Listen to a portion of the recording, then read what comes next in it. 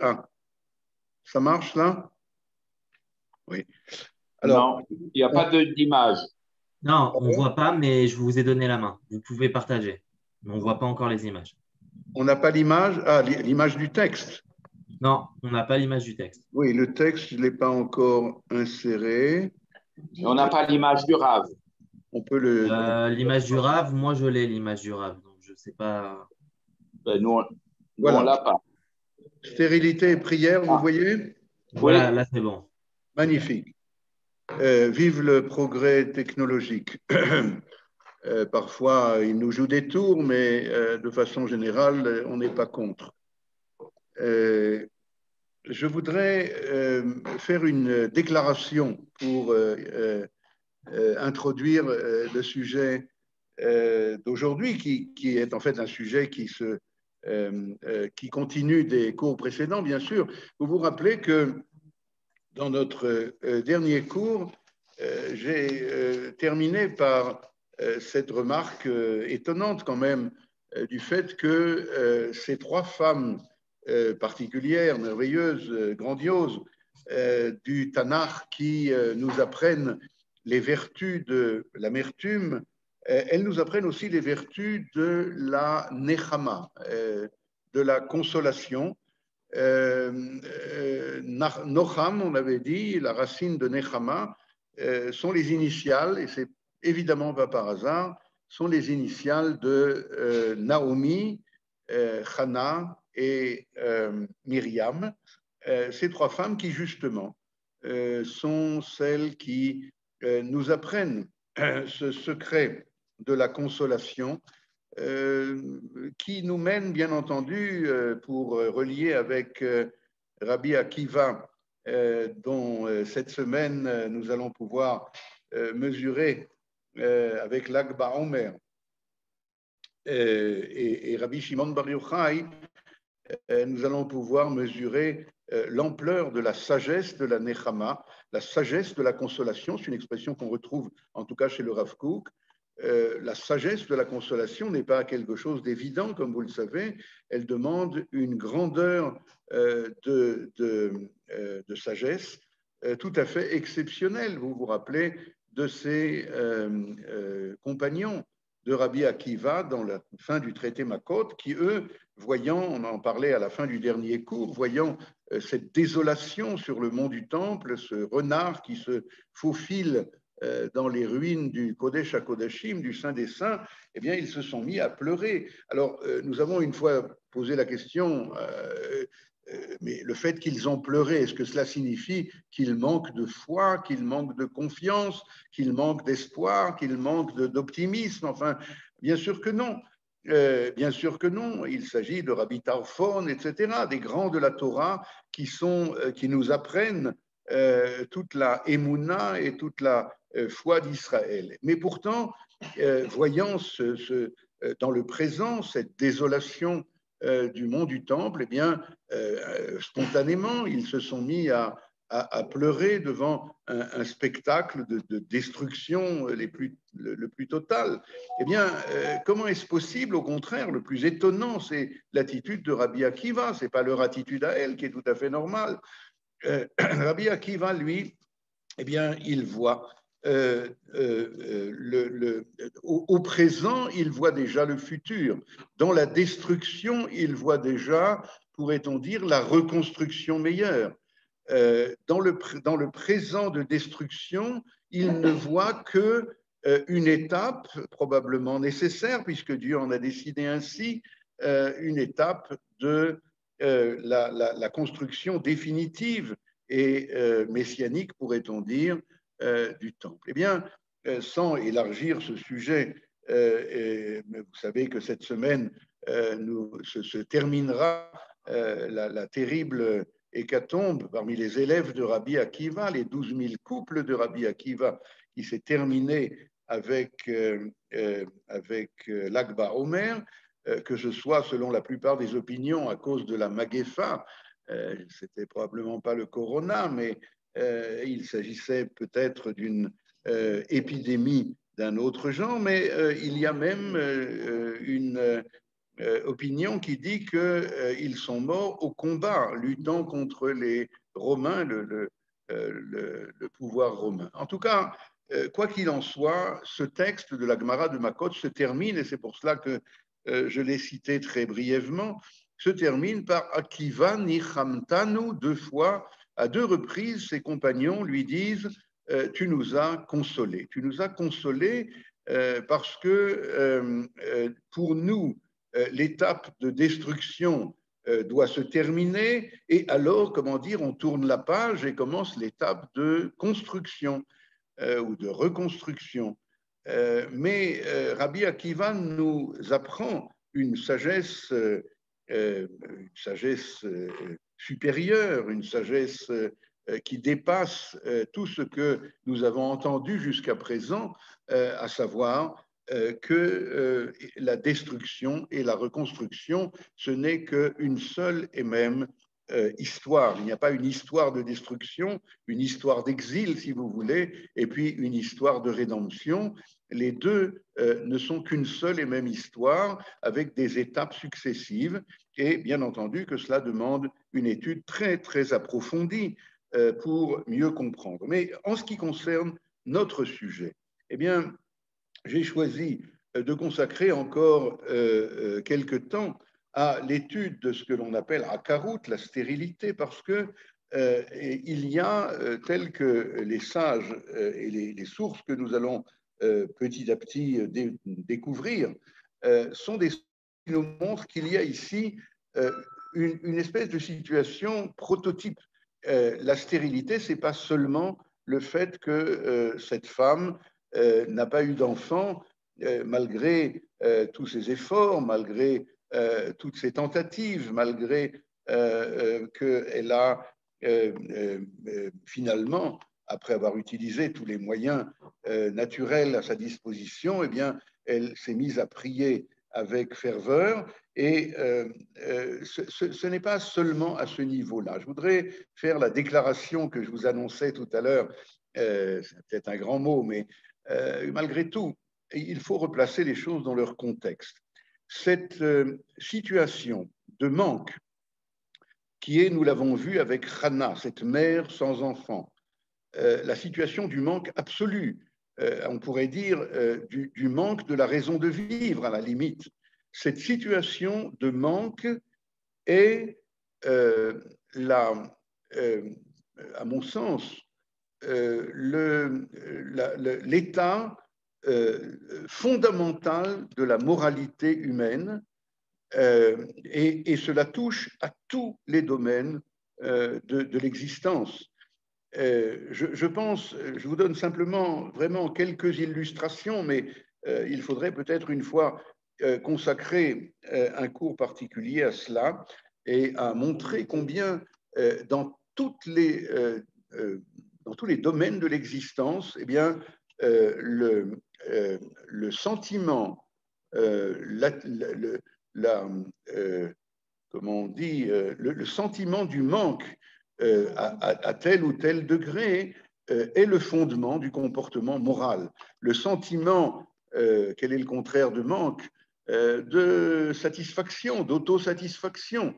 Vous comprenez, je parle un peu hébreu en français, dans le sens, il ou elle ressentent que tout est pour le mieux dans le meilleur des mondes possibles. Enlever même le mot possible d'ailleurs. Tout est pour le mieux dans le meilleur des mondes. Tout va très bien, madame la... Comment on dit ça en français? Enfin, vous voyez, cette attitude disant qu'il ne lui manque rien. Je vous rappelle que, je crois vous avoir parlé de cela quand j'ai une fois enseigné ce sujet à des élèves maîtres à la Michlala, eh bien, c'était des maîtres déjà en exercice qui venaient faire un diplôme supplémentaire d'enseignement. Et après que nous ayons appris ce sujet-là, eh bien, un d'entre eux a levé la main et a dit tout ça, c'est très bien, mais que faire lorsque mes élèves ou tel élève me dit moi, il me manque rien, tout va bien. Comment faire ressentir le manque à celui qui ne ressent pas le manque? Il y a ici une question pédagogique, peut-être la plus difficile qui soit, mais en même temps la plus importante. Et c'est ce que je voudrais, par 2-3 illustrations, vous faire ressentir. Alors, pourquoi elle est reliée à la moralité? Voilà, alors c'est de cela que je vais parler maintenant. Premièrement et surtout, c'est cette fameuse compréhension que nous a fait comprendre systématiquement notre maître Manitou lorsqu'il disait que, lorsqu'il parlait de la création du monde, la création de l'homme, ce qui pose des problèmes métaphysiques et théologiques pas faciles du tout, mais pour notre sujet, l'homme est l'être créé du Créateur. Et par conséquent, il est en manque du Créateur. Le Créateur, pour ainsi dire, a créé un manque en lui. J'ai bien dit pour ainsi dire, car il n'y a aucun manque.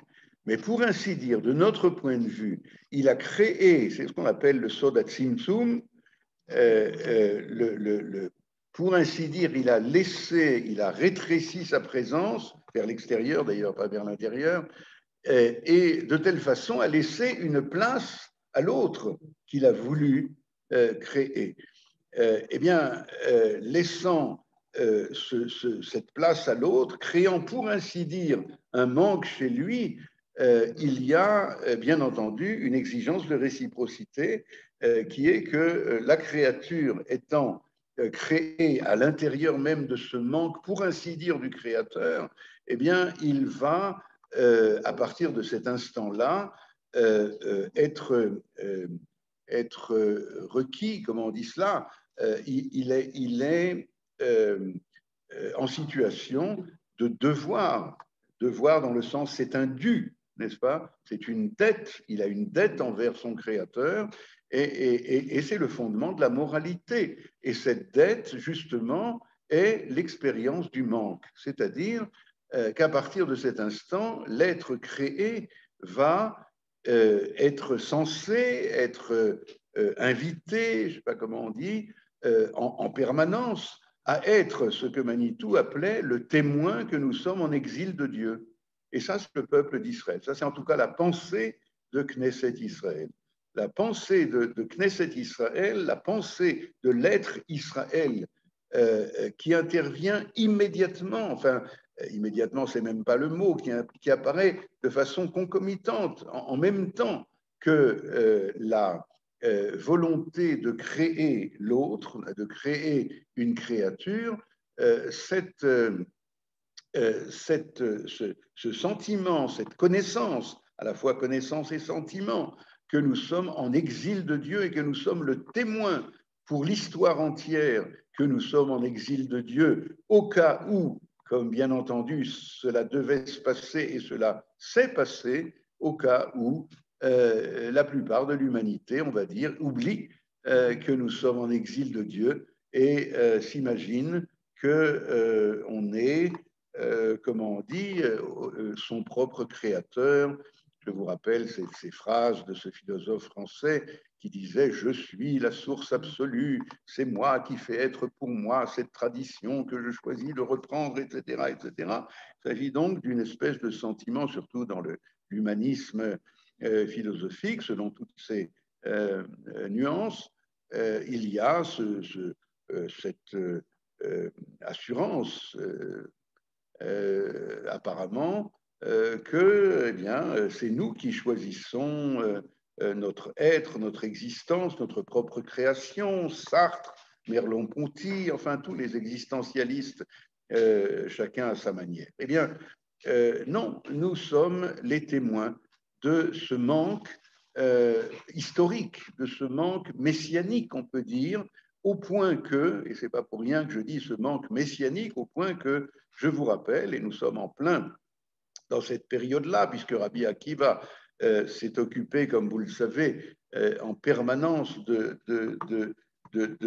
l'histoire messianique d'Israël, lorsqu'il a vu en Ben Koziva, dans sa lutte contre les Romains, et qu'il a appelé sur lui le nom de Bar Korba, selon le verset messianique de Bilham qui disait Darach Kochav mi Yaakov, une étoile sortira de Jacob, et il s'agit du Mashiach. Eh bien, le Mashiach lui-même est appelé dans la Gemara de Sanhédrin Bar Naflé, le fils des chutes, le fils des échecs.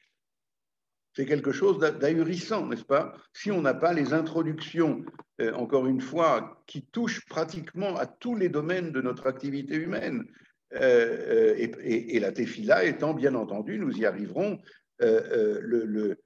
comment dire, l'instrument, le keli privilégié pour justement à la fois expérimenter ce sentiment du manque et à la fois se relier avec celui qui est capable de combler tous nos manques.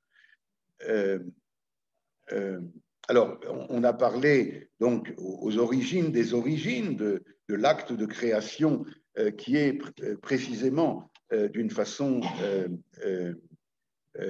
réciproque la création du manque en vue de le combler. Vous sentez que cela touche bien entendu à tout ce qui concerne les relations de l'homme et de la femme, puisque Shir HaShirim, que nous lisons en ce moment tous les vendredis soirs, en particulier, eh bien, c'est justement cette relation de donnant à donnant dans Shir HaShirim, de lui et elle, qui se recherchent en permanence et qui s'invitent en permanence, mais également ratent les rendez-vous en permanence. Eh bien, cette relation de Shir HaShirim que chacune d'entre nous peut vivre dans la relation conjugale, eh bien, ce sont justement cette épreuve, au sens moral du mot, cette épreuve de laisser, de laisser un manque, de laisser place à l'autre pour justement vouloir combler ce manque dans la relation de mariage, dans la relation d'amitié, dans la relation de donnant à recevant, etc., etc. Autre sujet, Kilo yerdal evion min haaretz, nous dit la Torah. Dans les promesses messianiques, aussi curieux là encore que cela puisse paraître, il y aura toujours des pauvres dans le pays. C'est une promesse messianique. C'est-à-dire, il y aura toujours quelqu'un qui a un manque par rapport à toi qui peut le combler. Parce que c'est ça le messianisme d'Israël, n'est-ce pas? C'est le fait que nous sommes constamment ouverts sur les besoins de l'autre, sur... C'est pas grave, prenez le temps. Eh bien, c'est le fait que nous avons en dehors de nous un manque à combler et que nous ne pouvons pas nous imaginer que le monde est mort, le monde est vivant, car lorsque on accompagne un mort, je vous rappelle, on lui dit l'air béchalom, va en shalom, c'est-à-dire shalom shlemut, jusqu'à preuve du contraire. Dans ce monde-ci, tu as rempli ton rôle de moralité, à savoir de combler tous les manques que tu étais capable de combler. Et que ce soit, encore une fois, au niveau de l'amour, ou au niveau de la connaissance, ou au niveau d'un maître à élève, ou à tous les niveaux de l'existence, eh bien, c'est cela qui me semble être le point fondamental de notre activité morale. Voilà, y a-t-il des questions là-dessus? Je pensais qu'il fallait remettre un peu les choses dans leur contexte. Pourquoi je prends le temps de développer tout cela? Alors, ce que le Tanakh nous apprend, et à travers lui, bien sûr, les commentateurs et d'autres, c'est que le prototype de ces manques multidirectionnels, c'est la stérilité. Mais encore une fois, la stérilité, comme on va le voir très bientôt, n'est que un paradigme, n'est qu'un exemple que l'on peut étudier pour soi, mais que l'on peut étudier aussi pour tout ce qui concerne les différentes activités humaines. Alors tout cela nous a permis de mieux comprendre la Torah de Rabbi Akiva, dont nous parlions tout à l'heure, cette Torah qui est une Torah de la Nechama, de la consolation. Et vous vous rappelez que nous avons vu à propos de la Yeshiva du Mashiach dans le Zohar, dans notre cours de la dernière fois, l'introduction du Zohar HaKadosh, livre qui a été rédigé par Rabbi Shimon Bar Yochai, justement, dont c'est la Hiloula à Lag BaOmer. Eh bien, dans son introduction, c'est de cela qu'il parle. Il parle du fait que à la Yeshiva Metivta d'Erakia, à la Yeshiva du ciel, là-bas, Rabbi Shimon est arrivé, etc. Il y a tout un récit très, très mystique, très, très, très élevé. Et dans ce cadre-là, eh bien, une voix est sortie en disant « Seuls ceux qui sont capables de transformer, vous vous rappelez la différence, les ténèbres en lumière et de goûter l'amertume comme douceur. » C'est pas de transformer l'amertume en douceur, mais c'est de goûter l'amertume, et voilà que pour lui, elle est douceur. Et nous avons vu que le mot de Naïm, qui a donné son nom à Naomi, alors qu'elle dit « Ne m'appelez plus Naomi, appelez-moi Mara », eh bien, la Neimut, c'est le contraire de la Merirut. La Neimut, la douceur, l'agréabilité, je m'excuse, ça n'existe pas, mais bon, c'est pas grave, eh bien, c'est le fait de découvrir justement que l'amertume a un sens, que le manque a un sens, que le fait que je puisse pas exister si, à moins que ce manque ne soit comblé, eh bien, ça n'est pas une simple, comment dire, on va le voir d'ailleurs dans les textes que j'ai amenés aujourd'hui, ça n'est pas une espèce de cruauté des dieux comme on pourra trouver dans les dieux grecs qui s'amusaient avec les humains, chacun ayant ses propres tendances, etc. Au contraire, il s'agit de la plus grande chemla, de la plus grande générosité, de la plus grande clémence de la part du Créateur, de faire que l'homme puisse participer, de combler le manque du monde, pourrait-on dire. Bon, question? Oui? Alors, on a convenu que lorsqu'il y a une question ici, je dois répéter la question. Allez-y. J'ai compris que c'était une volonté du Créateur que d'avoir créé ce manque. Voilà. Dans quel but? Voilà. Alors, je vous remercie de reposer la question, car effectivement, c'est la question par excellence. La question est, nous comprenons que c'est Dieu qui crée les manques. Toute petite parenthèse, je vous rappelle que le Mara de Naomi est écrit avec un Aleph au bout. Et je ne sais plus si j'avais donné la réponse de Rabbi Moshe David Wali qui nous dit que, en général, Mara, ne m'appelez plus Naomi, appelez-moi Mara, ça veut dire amer, et en général, c'est écrit avec un He au bout, même Resh He. Pourquoi c'est écrit avec Aleph? Alors, Rabbi Moshe David Wali, l'élève du Ramchal, nous dit parce qu'elle sait l'origine de cette amertume. Mara, l'origine, c'est le Aleph, c'est Dieu lui-même, Hachem Echad, et par conséquent, quand on sait déjà que cette amertume ne provient pas de ce qu'on pourrait appeler le chaos du monde, l'absurdité du monde, mais qu'il y a une adresse à cette amertume, alors déjà, c'est plus de l'amertume, pour ainsi dire. Mais donc votre question est, ok, donc on comprend avec, il faut encore intégrer cela bien entendu, car c'est énorme que c'est Dieu qui crée le manque dans le monde, les manques, toutes les formes de manque dans le monde.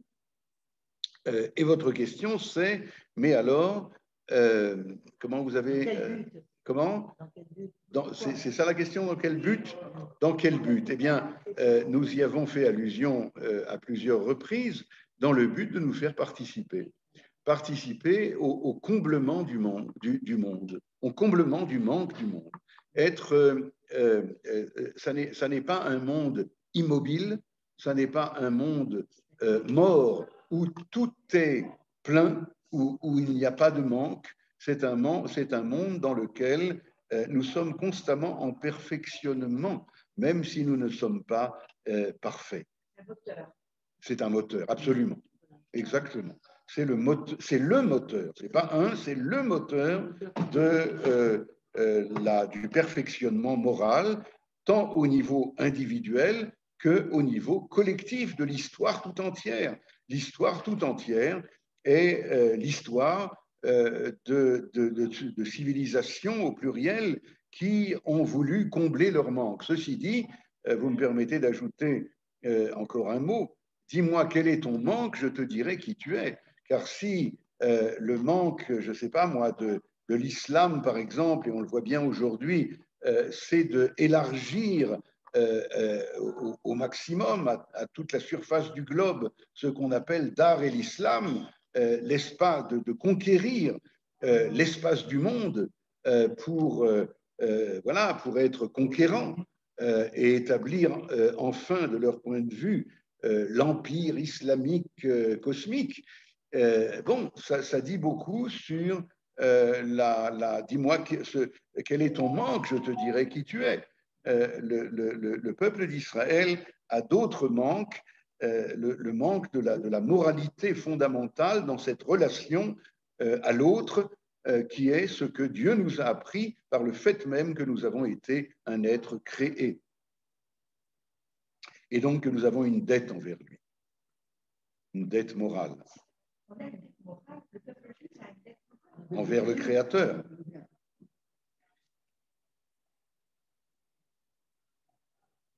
Voilà. Alors, pour maintenant redescendre un petit peu de toutes ces hauteurs fondamentales, nous allons essayer une fois de plus, mais cette fois dans cet objectif-là, d'étudier quelques versets de Hannah, même si nous les avons déjà souvent cités, car cette fois, nous savons ce que nous recherchons.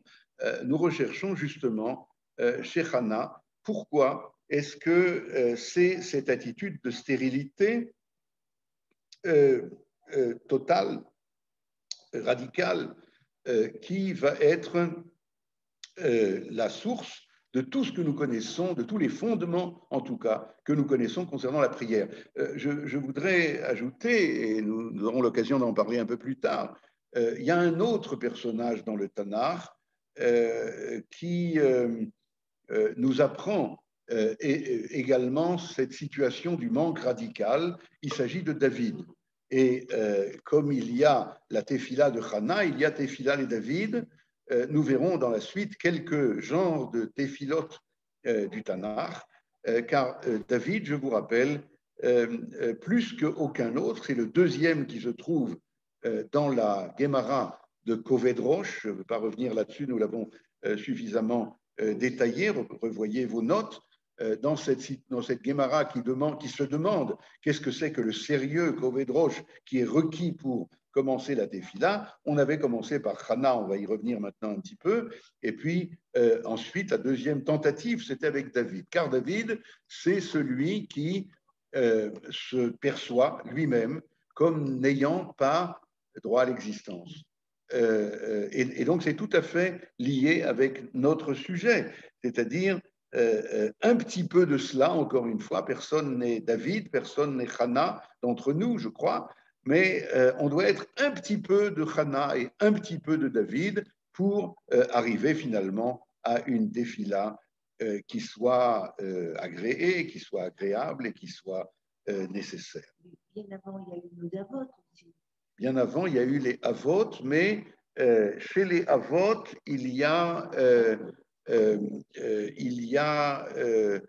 ils sont prophètes, et par conséquent, comme on avait vu l'autre fois, vous vous rappelez à propos d'Abraham, la relation des Avot est une relation d'un genre très différent, on en avait parlé tout au début, quand on avait parlé d'Abraham, il est prophète, alors il peut prier pour toi. Bon, il faudrait détailler, effectivement, votre question est une bonne question, mais je voudrais maintenant un petit peu avancer dans ce texte-là et à l'occasion, nous reviendrons sur ce thème des avot de la Tefila.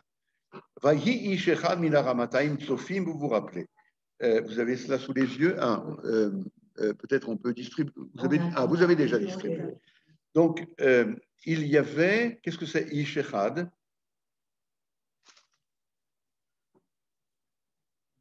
Qu'est-ce que c'est ish echad? Ish, ça veut dire un homme. Alors, qu'est-ce que c'est echad? Echad, c'est pas de l'hébreu. C'est pas correct, n'est-ce pas? Vayi ish, aya ish. Ça veut dire echad. Mais il y avait ici un homme, comment? Premier, c'est encore un autre mot. Premier, c'est Rishon. Echad, c'est intraduisible. Je vous dis franchement, je ne sais pas comment la traduction du rabbinat traduit, mais si on traduit, il y avait un homme, c'est pas exact. Un homme, c'est Ish. Particulier, peut-être. Alors, quoi? Alors, on a une bonne question. Quelconque, sûrement pas, au contraire. C'est le contraire. Si déjà, alors c'est le contraire. Pas quelconque. Spécial. Oui, vous disiez? Spécial, je pense. Spécial. Écoutez, restons sur une bonne question et nous allons voir que cette question n'est pas isolée. Je continue la lecture. Min haramataim sofim. On ne va pas détailler, chaque mot nécessite une étude très profonde. Il habitait dans un endroit qu'on appelle Rama. Ici, Ramataim Sofim, c'est parce que là-bas, il y avait une école de prophétie qu'il avait installée, une académie de prophétie, Ramataim Sofim. Sofim, c'est un mot pour désigner les prophètes.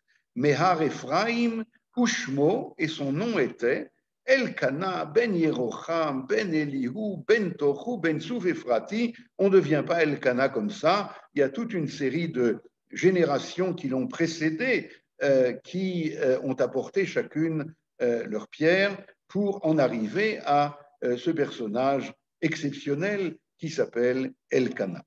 Et puis voilà que je prends le deuxième verset, n'est-ce pas? Velo shete nashim. Et lui, il avait deux femmes. Shem achat chana. Ça veut dire quoi? La première. La première. Comment on dit la première? Rishona. Rishona. Regardez bien d'ailleurs que c'est bien le mot qu'on aurait dû utiliser puisqu'il est écrit ensuite Veshem Hashenit Penina. Hashenit, c'est bien la deuxième. Donc le contraire de Hashenit, c'est Harishona. Alors pourquoi dire Shem Achat comme s'il n'y en avait qu'une? On vient de nous dire qu'il y en a deux. C'est vraiment bizarre ce texte du Tanakh, n'est-ce pas? Constamment, on bute sur des difficultés. Je crois qu'il ne savait pas très très bien l'ivrite, n'est-ce pas? Voilà, vous avez compris la difficulté? Il a deux femmes, et la deuxième, elle s'appelle deuxième, Shem Hashenit Penina. Donc la première doit s'appeler première. Non, elle s'appelle une, l'unique. Alors vous avez compris? Le Achat de Hana vient faire écho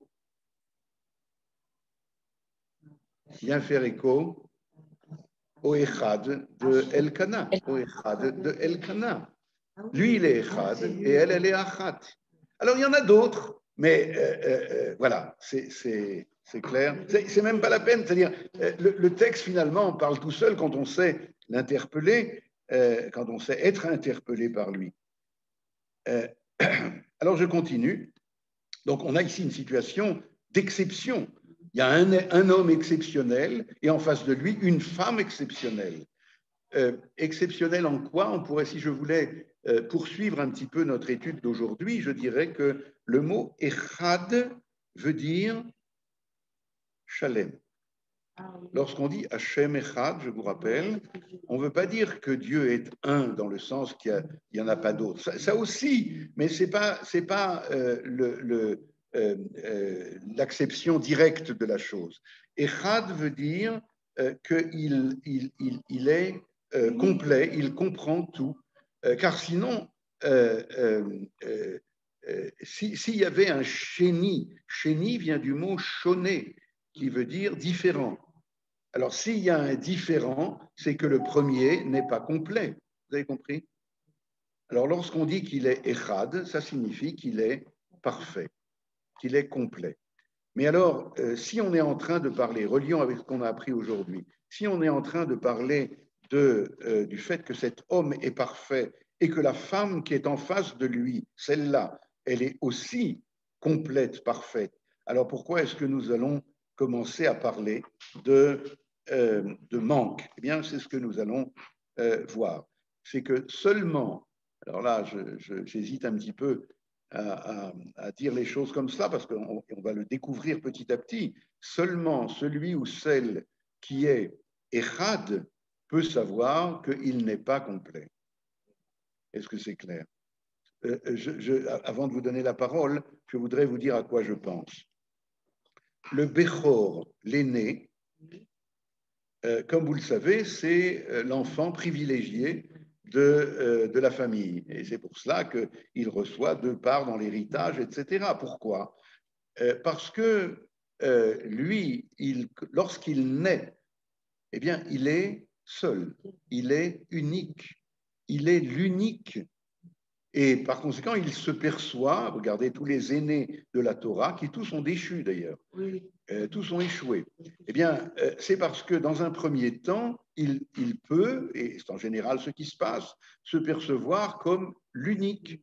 Et puis lorsque Hevel, le deuxième, vient naître tout de suite après Caïn, eh bien, Caïn, qui veut dire il est acquis à lui-même, regarde le deuxième, va Tosef la Lédet, elle a ajouté d'engendrer, et arrive son frère, et Hevel, rien du tout, du vent.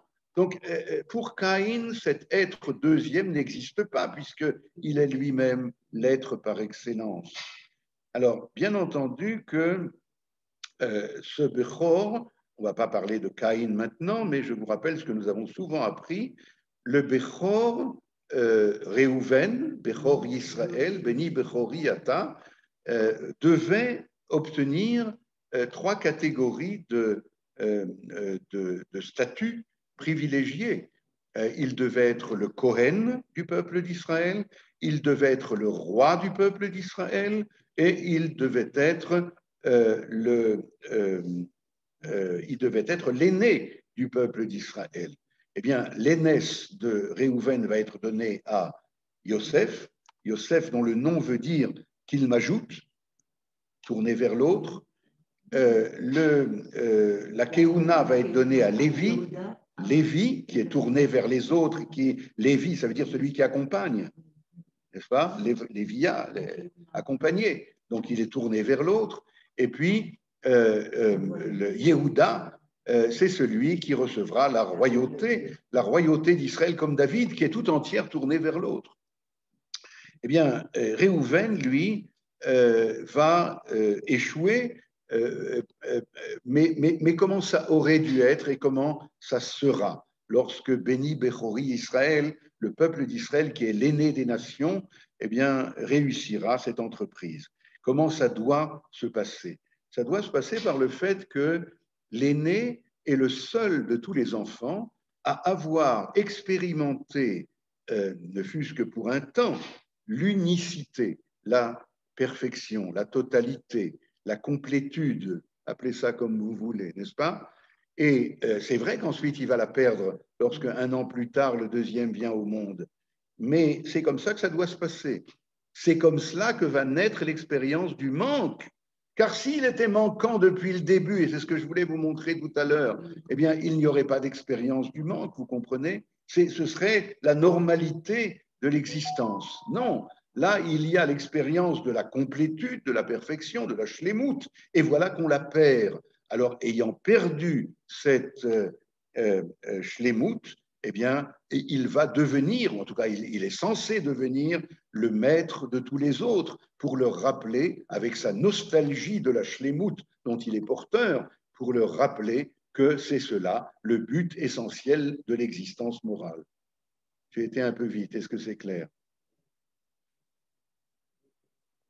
Tout cela pour expliquer la question qui se pose ici, car si Elkana, encore une fois, est Echad, c'est-à-dire complet, parfait.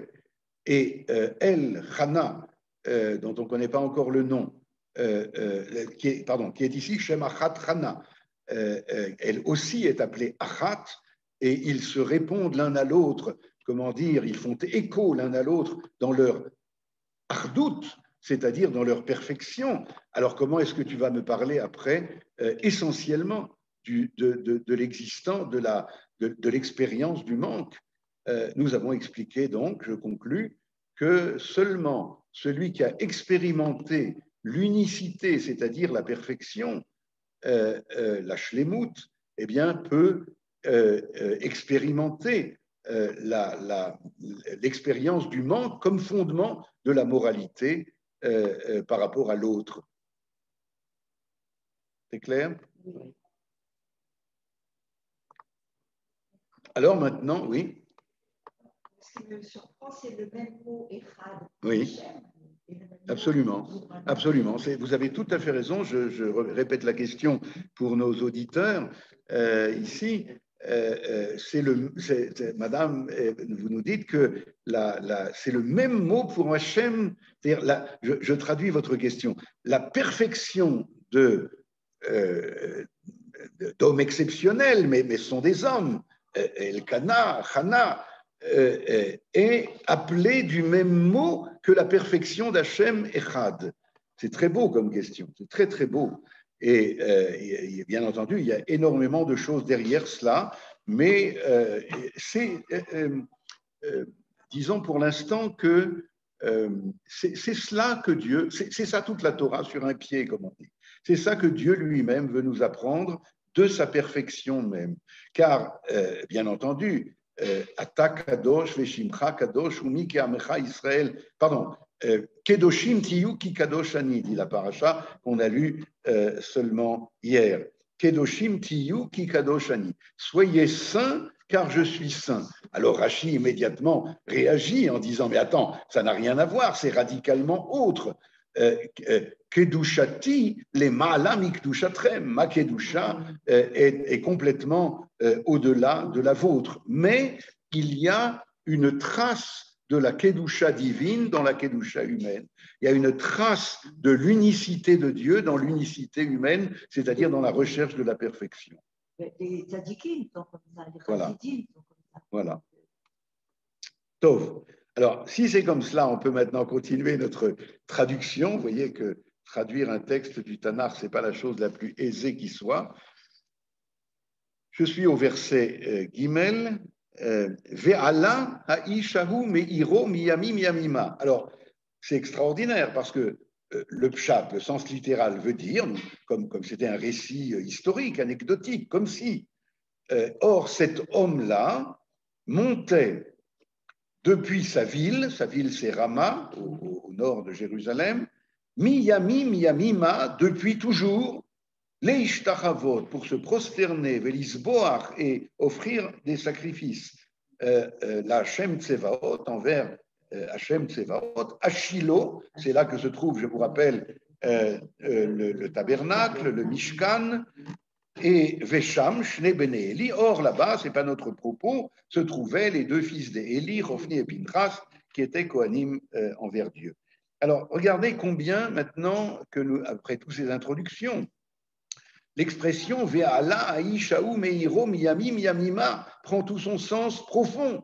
Ce n'est pas simplement pour nous raconter que, bon, c'est vraiment quelqu'un de bien, parenthèse, alors que le peuple d'Israël tout entier, on le voit à la fin du livre de Shoftim qui précède, le peuple d'Israël a oublié un peu l'existence du tabernacle Shiloh. Bon, il y a, Dieu merci, une famille qui n'a pas oublié, grâce à Elkana, grâce à Hana, et qui monte à Shiloh. Ça, c'est le pshat, et c'est un pshat très important, c'est pour la kavod. Eux, ils n'ont pas oublié, et non seulement cela, mais d'après le Midrash, ils vont même commencer à rééduquer le peuple à monter à Shiloh. Très important, mais je voudrais relier encore une fois à notre sujet, le sujet du manque, vous comprenez, et de combler le manque. Vous comprenez qu'après ce que nous avons appris dans les deux premiers versets, qu'il y a lui et qu'il y a elle, et qu'ils sont pénétrés de l'unicité de Dieu, Et il voit la situation du monde qui, lui, n'est pas du tout conforme à cette perfection qui est reflet de l'unicité de Dieu. Alors, qu'est-ce qu'il fait? Il monte. Il monte, en hébreu, ça veut dire, la halot, ça veut dire vouloir combler le manque. Miyami, miyamima, d'année en année, il montait à Shiloh. Pour prier, pour sacrifier, pour se prosterner, etc. Toutes sortes de stratégies qui sont destinées justement à combler tous les manques que toute l'année ils sont donc témoins de cette situation déficiente du monde, et ils viennent par cette montée à Shiloh essayer d'y remédier. Alors, je continue rapidement, puisque notre temps, malheureusement, se termine bientôt. Vehi marat nafesh, j'ai sauté quelques versets, vous voyez, du verset 3 au verset 10, et maintenant, on nous parle plus précisément de Chana.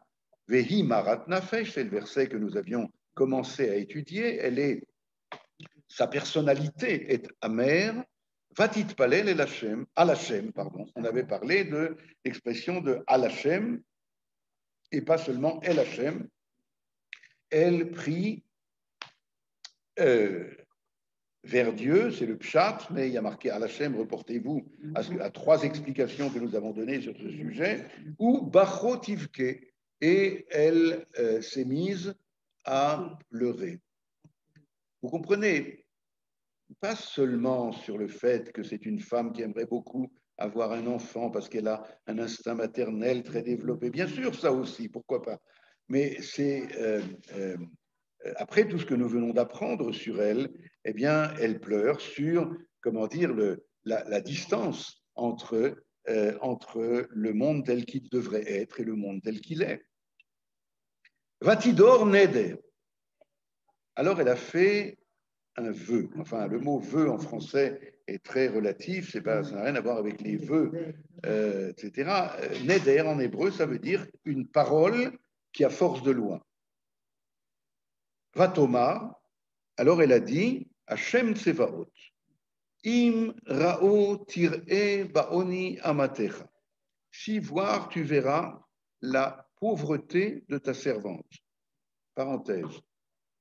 On va voir cette expression plusieurs fois dans la suite du texte. On ne le verra pas ensemble, mais tout au long de ce chapitre, il y a cette forme duel. Imra'o tir'e, voir, tu verras. Il y a d'autres formes dans la suite du texte où on voit cette forme duel. Pour relier avec notre étude, ça signifie, rappelez-vous ce que nous avons appris sur la tefila, on n'est pas en train d'imposer à Dieu quoi que ce soit. Peut-être que ce que tu m'as fait comme tu m'as fait, c'est comme ça que ça doit être. Peut-être pas. Moi, je te demande que Imra'o tir'e. Alors, un des grands commentateurs nous dit tu peux voir ou tu peux ne pas voir. Dieu est libre. Comment disait Rachel, comment s'appelait-elle, la maman de ces 3 qui ont été enlevés par les Mechablim et tués par les Mechablim? Eh bien, Rachel, l'une des 3, au plus fort des téphilotes de tout Israël, pour vouloir les retrouver vivants, bien sûr, eh bien, elle a dit, en réponse à une question qui lui était posée, elle a dit, nous prions, mais lui, il ne travaille pas chez nous. Ou le Oved Etzleinu, c'est une phrase à elle, n'est-ce pas? C'est-à-dire, si c'est sa volonté, c'est sa volonté. Nous parlerons de cela parce que une question difficile. Parce que peut-être que c'est le manque qui est la situation qui doit se réaliser.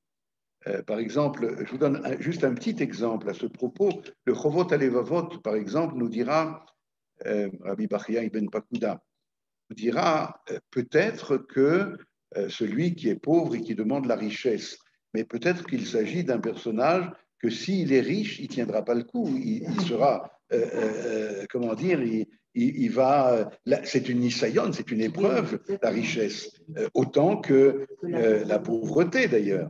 Et c'est un exemple. Alors, il y a des situations. Donc, ça, c'est un thème dont nous n'avons pas encore parlé, dont nous parlerons bientôt. Peut-être bien que ce que tu as décidé pour nous, c'est comme cela, présentement en tout cas, que ça doit être. Peut-être que plus tard, ce sera différent. Alors, Ubacho tivke, imrao tir'e, etc. Il y a dans ce texte des termes doubles qui viennent montrer que, du point de vue de Chana, elle laisse absolument entière, bien entendu, la liberté du Créateur d'en décider autrement. Même s'il y a écrit Batit Palel al Hashem, et c'est exceptionnel. Je termine. Imrao tiré baoni amatecha ou zechartani velotishkach et amatecha. Si tu te rappelles de la pauvreté de ta servante, du manque, et que tu te souviens et que tu n'oublies pas ta servante, venatata la amatra. Alors vient maintenant la demande. Venatata la amatra zera anashim, et que tu donnes à ta servante une semence d'homme. Nous reviendrons sur cette expression. Unetativ la Hashem kol yemei chayav. Alors vient le neder. Je le consacrerai, je le donnerai à Dieu tous les jours de sa vie. Ou moral oyale al rocho. Et le rasoir ne passera pas sur sa tête. Et je termine maintenant. Vehaya ki hirbeta lehitpalel. Lorsqu'elle a multiplié sa prière, nous nous demanderons si, a priori, pourquoi faut-il multiplier la prière? S'il veut me donner, qu'il me donne. S'il ne veut pas me donner, qu'il ne me donne pas. Pourquoi faut-il multiplier la prière? Je laisse ça comme question ouverte. L'ifne Hachem, vous vous rappelez qu'on a beaucoup parlé de cette expression devant Hachem, qui est bouleversante au sens propre du mot. Ve'eli shomer et pia. Or, Élie entendait, était accroché à sa bouche, par définition, car de cette bouche sortait quelque chose qu'on n'a jamais entendu, en particulier le nom Hachem Tsevaot, qui ne figure jamais jusqu'à présent. La prochaine fois, puisque nous sommes arrivés à terme, la prochaine fois, nous allons commencer à découvrir qu'il y a à peu près autant de formes de stérilité qu'il y a de femmes stériles dans le Tanakh.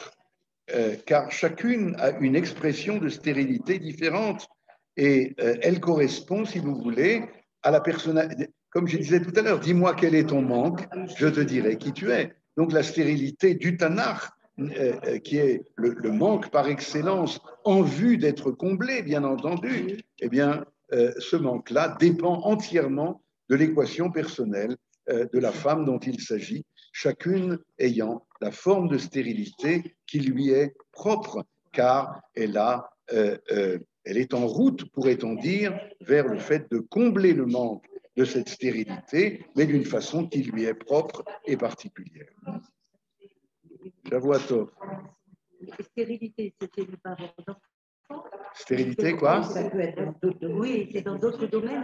C'est ce qu'on va voir bientôt, bien entendu. Bien entendu. Elle